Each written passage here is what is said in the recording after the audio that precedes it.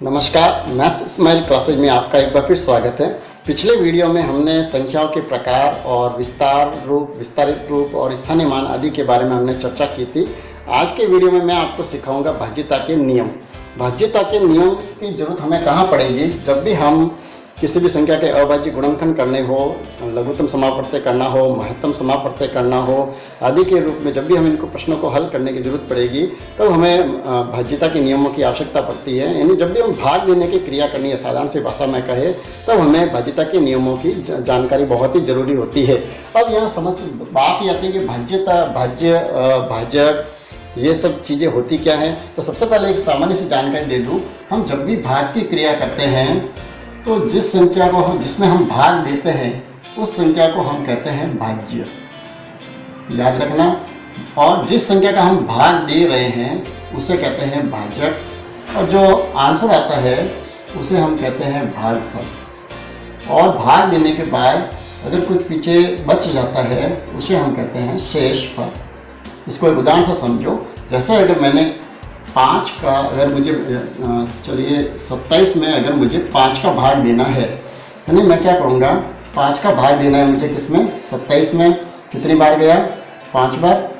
ये हो गए 25, पीछे बच गए 2। अब यहाँ पर हमने किस संख्या में भाग दिया? 27 में। तो 27 तो है भाज्य। उसके बाद में 5, जिस संख्या का हमने भाग दिया है वह है भाजक। जो आंसर आए हैं वो है भागफल, और जो बचे हैं अंत में वो है हमारा शेषफल। हमें भाज्यता के नियमों की जानकारी हो तो हम किसी भी संख्या में बिना भाग दिए पहले ये पहचान कर सकते हैं कि इस संख्या में 2 का भाग या 3 का भाग या 5 का या 7 का या किसी भी जो संख्या है उनका भाग पूरा जाता है या नहीं जाता है, तो हमारे समय की बचत होती है। सबसे पहले हम शुरू करते हैं 2 की भाज्यता का नियम। यानी ऐसी कौन सी संख्या है जिसमें 2 का भाग पूरा जा सकता है? बहुत ही साधारण सा है। यानी ऐसी संख्या जिसके इकाई का अंक क्या क्या हो, अगर 0, 2, 4, 6 या 8 हो तो उनमें 2 का भाग हमेशा पूरा जाएगा। तो वो जो संख्या है सारी 2 से विभाजित हो। उदाहरण के लिए जैसे मैंने लिखा 1375। अब हमें ये पता लगाना क्या इसमें 2 का भाग पूरा जाता है, तो हम इसका इकाई का अंक देखेंगे। इकाई का अंक कितना है? 5। क्योंकि 5 इसमें नहीं है तो ये संख्या 2 से पूरी बार विभाजित नहीं होगी। बहुत ही आसान है। अगर दूसरा ले जिससे बड़ी संख्या है, जैसे 3, 7, 8, 2, 6, 9 और 6, इतनी बड़ी संख्या है, तो हमें ये पूछे क्या ये 2 से विभाजित होगी या नहीं होगी, तो हम केवल इकाई का अंक देखेंगे। इकाई का अंक कितना है? 6।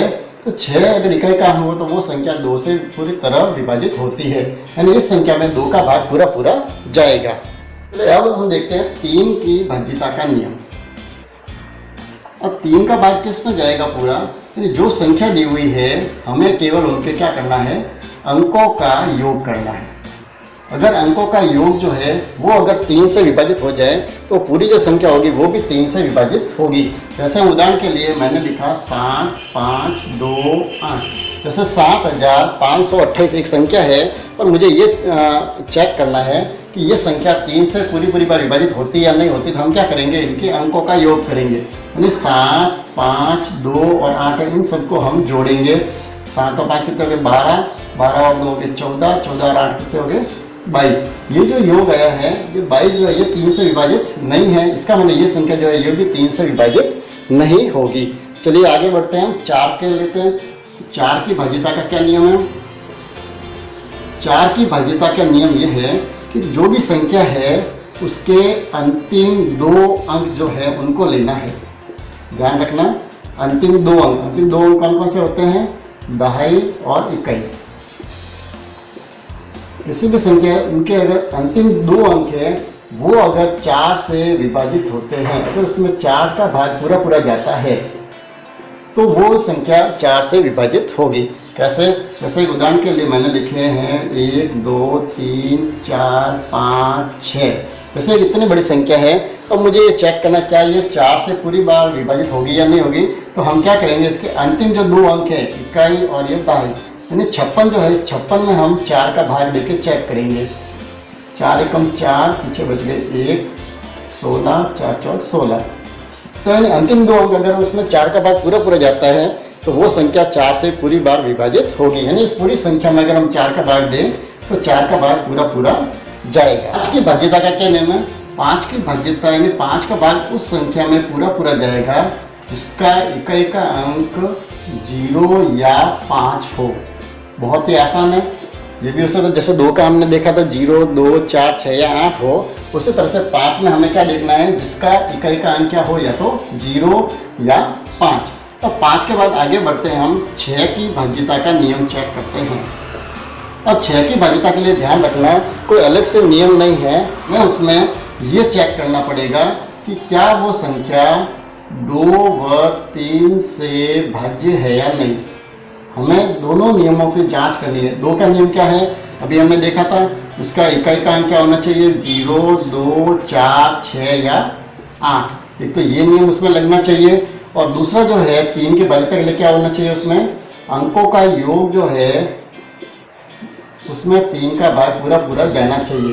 अगर ये दोनों ही शर्तें उसमें पूरी होती हैं, इसका मतलब वो संख्या 6 से विभाजित होगी। जैसे हम एक संख्या ले रहे हैं 47,280। जैसे मैंने एक संख्या लिखी है, अब इसको हम चेक करते हैं। सबसे पहले हम ये देखेंगे क्या ये 2 से विभाजित है या नहीं। तो 2 के लिए हमें क्या करना पड़ेगा? इसका इकाई का अंक देखना पड़ेगा। तो इकाई का अंक कितना है? 0। इसका मतलब ये 2 से पूरी तरह से विभाजित है। अब हम चेक करेंगे 3 से विभाजित है या नहीं, तो इसको जोड़ना पड़ेगा। 4 + 7 + 2 + 8 + 0। तो जोड़ो 7 और 4 कितने? 11, 11 और 2 13, 13 और 8 हो गए 21। यानी 21 जो है वो 3 से विभाजित होते हैं। मतलब ये जो संख्या है वो 6 से भी पूरी तरह से विभाजित होगी। 7 की भाज्यता का पता लगाते हैं कि क्या ये संख्या जो दी हुई है संख्या वो 7 से विभाजित है या नहीं। अब इसके लिए आपको थोड़ी मशक्कत करनी पड़ेगी। जब भी 7 का हमें भाज्यता चेक करनी है तो हमें क्या करना पड़ेगा? ये जो संख्या, कोई भी संख्या लिखी हुई है उसमें हमें क्या करना है? जो अंतिम जो अंक है उस अंक को हमें हटाना है, और उसका दुगुना करके जो पीछे जो संख्या बचती है उसमें से हमें माइनस करना है। ध्यान रखना, बहुत ही थोड़ी सी लंबी प्रक्रिया है। यानी इसको क्या करेंगे? जैसे 16,807 है, इसका अंतिम अंक कितना है? 7। तो इस 7 को तो हम यहाँ से हटा देंगे, यानी संख्या क्या बची?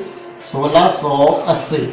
अब इसमें से हमें क्या करना है? माइनस करना है। जो हमने संख्या हटाई है उसका दुगुना हमें घटाना है। यानी 7 को 2 से गुना कर दिया, कितने आए? 14। तो हम 14 को इसमें से करेंगे माइनस। 0 यानी 10, 10 में से 4 गए 6, यहाँ हो गए 7, 7 में से 1 गए 6, 1666। अब हम क्या करेंगे? इसी प्रक्रिया को आगे और दोहराएंगे, क्योंकि बड़ी संख्या है, हम पता नहीं लगा सकते। तो वापस वही हम क्या करेंगे? अंतिम अंक जो है उसको हम यहाँ से हटा देते हैं। तो पीछे क्या बचेंगे? 166, और 6 का दुगुना हम वापस घटाएंगे। 6 दूनी 12, तो 12 हम इसमें से कर देते हैं माइनस। क्या बचे? 4, 5 और ये 1। अभी भी संख्या इतनी बड़ी है कि हम पता नहीं लगा सकते सीधा कि इसमें 7 का भाग जाता है या नहीं जाता है। तो पुनः हम वही करेंगे, क्या करेंगे? अंतिम अंक को हटा देंगे यहाँ से। पीछे क्या बचे? 15, और इसका दुगुना, 4 का दुगुना कितना होता है? 8। तो हम 8 को इसमें से माइनस कर देंगे। 8 को माइनस किया, कितने बचे? 7। यानी अंतिम जो संख्या जो आ रही है वो कितनी आ रही है? 7। तो हमें ये याद रखना है, अगर अंतिम संख्या जो है अगर 7 या 0, 7 जरूरी नहीं है, 7 भी हो सकता है, या 7 का गुणज भी हो सकता है। गुणज से तात्पर्य वे संख्या जो 7 के पहाड़े में आती है, 7 है, 14 है, 21 है, 28 है, ये कोई भी संख्या अगर बचे या 0 बचे तो वो जो संख्या है वो 7 से विभाजित होगी। यानी कहने का तात्पर्य ये है कि किसी भी संख्या में हमें अगर 7 की भाज्यता का चेक करना है तो हमें अंतिम जो अंक है उसको हटाना है, और उसका दुगुना जो है उसमें से शेष जो बची संख्या उसमें से हमें माइनस करते जाना है। और इस तरह से करते करते हम 7 की भाज्यता का नियम चेक कर सकते हैं। तो 8 की भाज्यता का नियम देखते हैं। तो 8 की भाज्यता यानी 8 से वे संख्या भाज्य होगी जिसमें हमें क्या करना पड़ेगा? जो अंतिम जो है वो 3 जो अंक है, अंतिम 3 अंक, अंतिम 3 अंक कौन कौन से होते हैं? इकाई, दहाई और सैकड़ा। यानी किसी भी संख्या के अंतिम 3 अंकों में अगर 8 का भाग पूरा पूरा जाता है तो वो संख्या 8 से विभाजित होगी। यानी याद रखना, हमने 4 के लिए भी इसी तरह से नियम देखा था। 4 में क्या थे? अंतिम 2 अंक थे, और 8 के लिए क्या है? अंतिम 3 अंक। जैसे उदाहरण के लिए जैसे 27, 3, 8, 9 और 6, ये कहते 2,73,896 इतनी बड़ी संख्या है। और हमें ये चेक करना क्या ये 8 से विभाजित है, तो हम क्या करेंगे? अंतिम जो 3 अंक है यानी 896, इसको हम चेक करेंगे कि 8 से विभाजित है या नहीं। इसमें हम 8 का भाग देके देखेंगे। 8 का भाग दिया, 8 एकम 8, पीछे बचा 0, अगली संख्या ली 9, वही 8 एकम 8, पीछे बचा 1, अगली संख्या ली हमने 6, 8 दूनी 16, यानी ये संख्या पूरी 8 से विभाजित हो रही है। इसका मतलब ये जो पूरी जो संख्या है ये भी 8 से पूरी बार विभाजित होगी। अब है 9 की भाज्यता का नियम।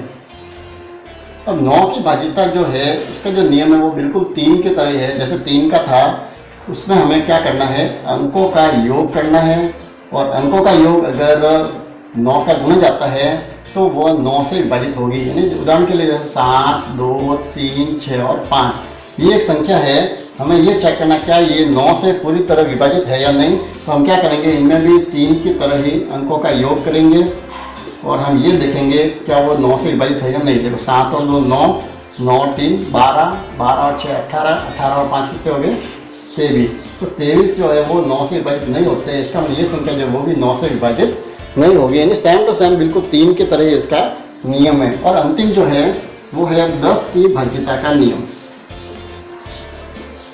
अब 10 की भाज्यता का नियम क्या है, यानी जिस संख्या का इकाई का अंक कितना होना चाहिए 0। अगर इकाई का अंक 0 हो तो वो संख्या 10 से पूरी बार विभाजित होगी। तो भाज्यता के नियमों के बाद हम अभाज्य गुणनखंड करना सीख रहे हैं ताकि इनका अच्छी तरह से उपयोग करना भी हम जान सके। अभाज्य गुणनखंड करने के लिए हमें सबसे पहले ये ध्यान होना चाहिए कि अभाज्य गुणनखंड जो है वो अभाज्य संख्याओं के द्वारा ही होते हैं। यानी अभाज्य संख्या से ही हम उन संख्याओं में भाग देके प्राप्त करेंगे। अभाज्य संख्या कौन कौन सी होती है हमने पिछले वीडियो में देखा था, 2, 3, 5, 7, 11, 13, 17, 19, इस तरह से जो संख्या है यानी वे संख्याएं जो केवल स्वयं से या 1 से विभाजित होती है उन्हें हम अभाज्य संख्या कहते हैं। तो जब भी हमें अभाज्य गुणनखंड करने हैं तो हमें क्या करना पड़ेगा, उनमें अभाज्य संख्याओं का ही हम भाग देंगे। अब अभाज्य गुणनखंड कैसे करना है, जैसे मुझे ये कहा जाए कि 108 के अभाज्य गुणनखंड कीजिए, तो हम कैसे करेंगे। सबसे पहले हम इसको इस तरह से लिखेंगे 108 को। अब हम क्या करेंगे, इस संख्या में हम सबसे पहले 2 से भाज्यता का देखेंगे, क्या 2 से भाज्य संख्या है, क्योंकि इकाई का अंक कितना 8 है, मतलब 2 से इसमें भाग पूरा जा सकता है। तो हम इसमें सबसे पहले 2 का भाग देंगे, इस तरह से 2 का भाग दिया, 2 पंजे 10, पीछे क्या बचा 0, अगली संख्या लिखी हमने 8 और ये हो गए 2 चौके 8, यानी 2 का भाग इसमें कितनी बार गया 54 बार। तो हम क्या करेंगे, हम 2 को तो यहाँ लिखेंगे और इसके आंसर कितने आए हैं 54, तो वो 54 हम लिखेंगे यहाँ पर। अब हम वापस क्या करेंगे, 54 में पुनः वापस 2 का भाग देके देखेंगे, क्योंकि अंतिम अंक कितना है 4, तो इसमें 2 का भाग पूरा जा सकता है। तो हम 54 में 2 का भाग देंगे, कितनी बार 2 दूनी 4, पीछे बचा 1, ये आगे 4, 7 दूनी 14, यानी कितनी बार गया 27 बार। तो ये वापस यहाँ हमने क्या लिखे 2 और यहाँ हम लिखेंगे 27। अब आगे देखिए, अब 27 जो है वो 2 से विभाजित नहीं है। क्यों नहीं है, क्योंकि इसके इकाई का अंक कितना है 7। तो अब हम चेक करेंगे क्या ये 3 से विभाजित हो सकता है क्या। इनको अंकों का योग करो, 3 7 और 2 कितने हो गए 9, यानी 3 से विभाजित है। वैसे भी ये 3 के पहाड़े में आ रहे हैं, कितनी बार आ रहे हैं 9 बार। और 9 को वापस किससे करेंगे, 3 से विभाजित किया, 3 का बार कितनी बार जाएगा इसमें 3 बार। वापस 3 का 3 में हमने किया कितनी बार 1 बार, यानी 108 जो है इसके अभाज्य गुणनखंड कितने आए, इसके जो है अभाज्य गुणनखंड है वो कौन कौन से होंगे। जो हमारे आंसर है यहाँ से देखिए 2 2, यानी 2 गुणा 2 गुणा 3 गुणा 3 गुणा 3, ये जो है ये है इसके अभाज्य गुणनखंड। अब हम क्या करना है, उनको गुणा करके पुनः चेक करेंगे। अगर ये सही होगा तो हमारा आंसर वापस ये आना चाहिए। देखिए पहले 2 का 2 से गुणा किया 4, 4 का 3 से गुणा किया 4 तिया 12, 12 का 3 बार गुणा किया 12 तिया 36, 36 को 3 से गुणा करते हैं, ये 36, इसका 3 से गुणा किया कितने हो गए 6 तिया 18, 80 1, 3 तिया 9 और 1 10, कितने आ रहे हैं 108, यानी पुनः वही संख्या आ रही है। मतलब हमने जो किया है अभाज्य गुणनखंड वो बिल्कुल सही किए हैं। तो इस तरह आप भी बहुत सारे प्रश्नों को हल कर सकते हैं। इसी तरह से यहाँ मैं आपको कुछ प्रश्न दे रहा हूँ अभ्यास के लिए, उन प्रश्नों को आप हल करें। फिर भी कोई समस्या आए तो आप मुझे मैसेज करके या इसमें कमेंट्स लिख के आप मुझसे पूछ सकते हैं और उसका आपको मैं समाधान करूँगा। तो प्रश्न जो है वो आप ये नोट कर लीजिए। एक तो आपको जो करना है वो करना है 30, दूसरा 50, तीसरा जो है 144, चौथा प्रश्न 256, पांचवा प्रश्न 300 और छठा प्रश्न थोड़ा बड़ा दे देता हूँ आपको, ज़्यादा बड़ा नहीं है लेकिन फिर भी इसमें आपको थोड़ी मशक्कत करनी पड़ेगी, 343। तो ये कुछ छोटे छोटे प्रश्न हैं। इन प्रश्नों को आप आसानी से हल कीजिए और फिर जो भी समस्या है तो आप मुझसे ज़रूर पूछें। धन्यवाद।